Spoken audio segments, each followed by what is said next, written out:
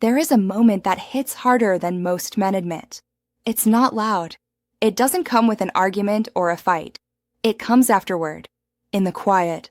You lie there, staring at nothing, replaying what just happened, not asking if it was good, but asking something much heavier. Did she feel anything at all? That question doesn't stay in the bedroom. It follows you into the next day, into how you carry yourself, into how confident you feel speaking, deciding, leading. You don't say it out loud. You don't joke about it with friends. You just adjust internally, lower expectations, avoid situations that might expose the doubt again, and slowly, without realizing it, you start to feel older than your age. Let me be very clear with you. This is not about failure. This is not about losing something. And it is not a personal flaw. This is your body sending a message, a signal that something is out of sync.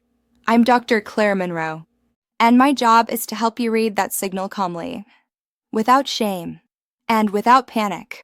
Most men arrive at this moment, carrying rules they never chose, rules picked up from noise, from exaggeration, from places that never taught biology. Let me ask you something directly. Who told you what good was supposed to look like? And before that question tightens your chest, let me reassure you immediately. You didn't make this confusion up. Think of your nervous system like traffic control. When signals are clear, flow happens naturally. When signals are rushed or overloaded, everything backs up. Here's the first aha moment. Your body doesn't respond to intensity first. It responds to safety. Confidence is a safety signal, not willpower. When pressure shows up, even quietly, the system starts closing gates. Blood flow shifts. Sensitivity changes. Attention narrows. This is not a failure. This is a signal. I want you to hear this clearly. Most men who struggle here are not doing too little. They are doing too much, too fast, without feedback. I've heard this pattern for years. Men describing effort without connection, motion without response. One patient once told me he felt like he was working harder than ever and getting less in return. That sentence matters. What this means for you. Effort without alignment drains confidence quickly. There is no black and white. Context matters. Biologically, the body needs time to line up signals between brain and body, like opening a valve slowly, instead of forcing it open. When you slow the beginning, you're not delaying connection. You're building it. That pause allows circulation to settle, breathing to sink, awareness to sharpen. Here's another aha moment. Slowing down early often leads to stronger responses later, not because you tried harder, but because you stopped interrupting the process. Let me be direct again. This isn't about technique lists yet. It's about resetting the framework you're using to judge yourself. What this means for you. Your body may be asking for timing, not force. Tonight, notice one thing. Just one. How quickly you rush the start of any intimate moment. That awareness alone often changes more than expected. Type 1 if this feels familiar. Now, let's go one layer deeper. Here is the question. Most men never ask themselves, are you repeating a pattern your body has already adapted to? Let me reassure you right away. Adaptation is normal. It does not mean something is wrong. Think of your nerves like signal wires. If the same message repeats nonstop, the brain starts filtering it out. Not out of cruelty, out of efficiency. That is why sameness can feel less effective over time. Here's the aha moment. Repetition can create numbness, even when everything is technically fine. This is not a failure. This is a signal. And there is no black and white. Context matters. If you're stressed, tired, or distracted, the filter becomes even stronger because your nervous system prioritizes survival, not sensitivity. I want you to hear this. Many men blame age, but what I often see is a system that is overloaded. Too much tension, too little recovery, too little attention to feedback. One man in his early 60s told me he felt like his body stopped responding. When we looked closer, his week was packed with stress, short sleep, and zero decompression. His body was not broken. His signals were crowded out. What this means for you. Your daily stress can meet your body's responses quickly. Now, let's make this simple and practical. If you do the same rhythm, the same pace, the same sequence, your system predicts it. And prediction lowers intensity.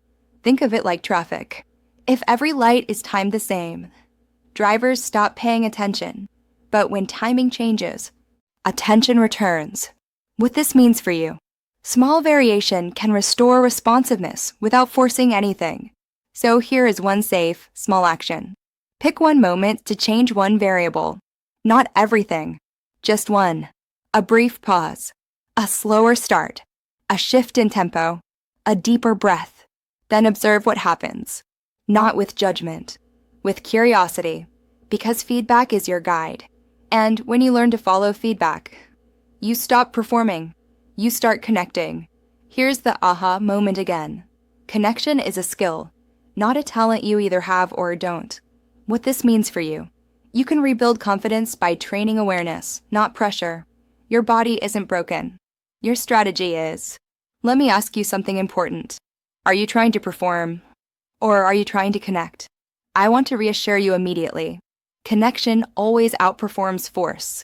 Think of your nervous system like a gate. When it senses safety, the gate opens smoothly. When it senses pressure, it tightens without warning. Here's the first aha. You cannot push a gate open with effort. You open it with timing. What this means for you: timing often matters more than intensity. Let me be direct. Most men were never taught how timing works. They were taught to try harder, to move faster, to prove something. But the body doesn't respond to proof. It responds to signals. Confidence is a safety signal, not willpower. When you slow the beginning of any intimate moment, you give your nervous system time to align. Breathing settles. Muscle tension drops. Attention widens. Think of it like plumbing. If pressure spikes before flow is ready, resistance builds. But when flow is established first, pressure becomes useful instead of disruptive. What this means for you: a slower start can increase responsiveness later. Here's why this matters. Rushing early often creates subtle anxiety, not panic. Just enough tension to confuse signals. And when signals are confused, feedback becomes harder to read. I've seen this repeatedly. Men describing effort without clarity. One man told me he felt like he was guessing in the dark. That's not a skill issue. That's a signal issue. This is not a failure. This is a signal. Here's the next aha. Anticipation is not withholding. It's communication. Think of anticipation like traffic lights. Green too early causes collisions. Green at the right moment creates flow. Small pauses create expectation. Expectation heightens awareness. And awareness sharpens response.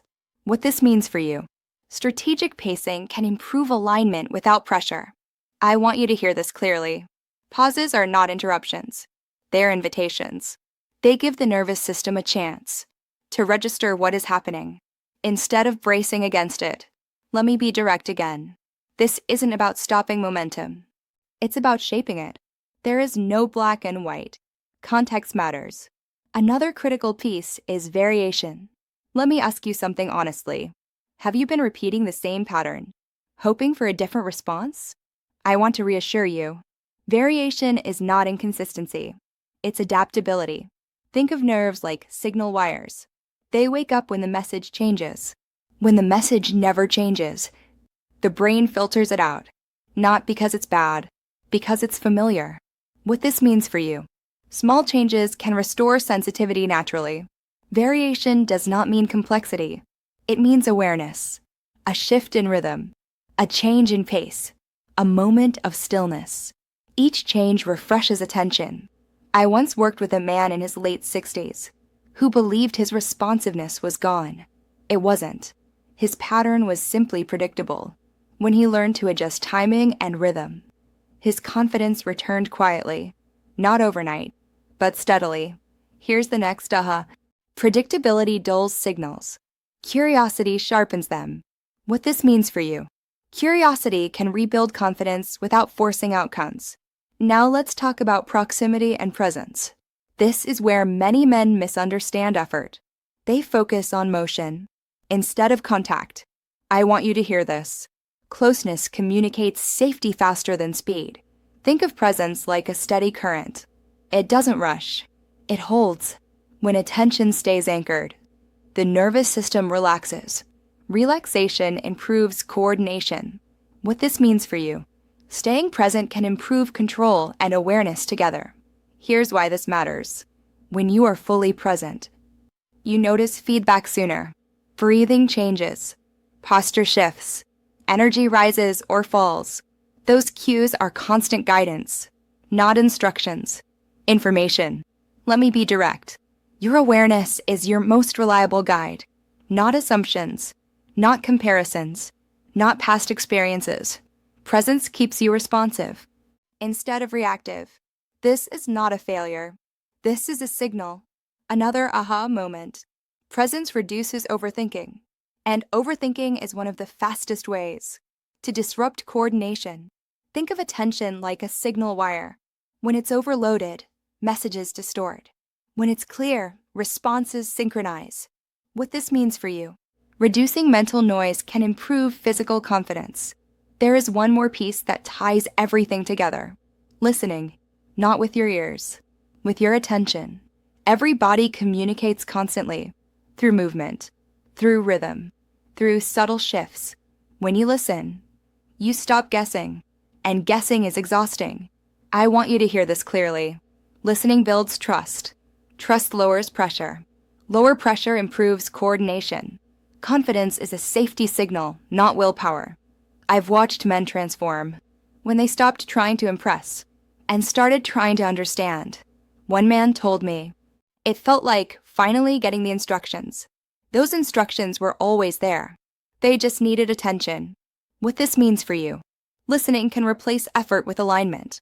Now let's bring this into a simple framework. Slow the beginning. Allow anticipation. Introduce variation. Stay close and present. Listen and adjust. Not all at once. One at a time. There is no black and white. Context matters. Choose one habit to start tonight. Comment the number. Before we move forward, I want to slow this down with you, because after taking in all of that, it's normal to feel a mix of relief and uncertainty. Let me be direct. Nothing here requires you to change who you are. This isn't about becoming someone else. It's about creating the right conditions for your body to respond naturally again. I want you to think about your last week. Not one moment, but the pace of your days. How rushed you felt. How often you were tense without noticing. Stress doesn't stay in one place. It travels through the nervous system. And when the system is overloaded, it narrows attention and dulls signals. This doesn't mean you're failing. It means your body is prioritizing survival over sensitivity. What this means for you: your daily state quietly shapes your physical responses. Here's why this matters. Rest, posture, breathing, and emotional load all influence how safe your body feels. I've seen men regain confidence simply by reducing background stress, not dramatically, just consistently. One man told me he stopped judging each moment, and everything softened. That shift matters. You're not behind. You're recalibrating. And that process, when done calmly, often restores trust faster than force ever could. If this conversation helped you see things differently, stay connected here. Subscribe to this channel so you continue learning in a calm, grounded way, without fear or pressure. This space exists to help you understand your body, not fight it. I also want you to think of one man over 50. Just one. Someone who doesn't talk about these things. Someone who carries quiet questions and assumes he's alone with them. Share this video with him, not to convince, just to let him know there are better explanations than self-blame, because understanding removes shame, and shame blocks progress faster than age ever could. Here's why this matters. When men feel informed, they make calmer choices. Calm choices support better outcomes. And in the next video, we'll talk about next_topic, because learning how to notice signals is only the beginning. Knowing how to respond to them, day after day, is how confidence quietly rebuilds. You deserve clarity. You deserve context. And you deserve guidance. That respects where you are right now,